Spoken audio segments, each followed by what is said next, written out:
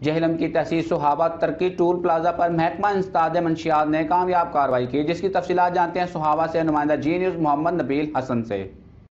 جی بالکل، محکمہ انسداد منشیات کی کامیاب کارروائی، ملزم سے 12.5 کلو گرام گردہ برآمد کر لیا۔ یہ کارروائی ترقی ٹول پلازا پر دوران ناکہ شک کی بنا پر کی گئی۔ ملزم نوید پولیس کی وردی میں کار پر نیلی بتی لگا کر منشیات سمگل کر رہا تھا۔ ملزم نوید راولپنڈی سے گجرانوالہ منشیات سمگل کرتا تھا۔ انسپکٹر اسد ہارون نے اپنی ٹیم کے ہمراہ ترقی ٹول پلازا پر ناکہ بندی کے دوران ملزم کو مشکوک جان کر تلاشی لی، جس پر ملزم نوید سے منشیات برآمد ہوئی، جس پر ایس آئی اشرف للہ نے 9C کا مقدمہ درج کر لیا۔ جی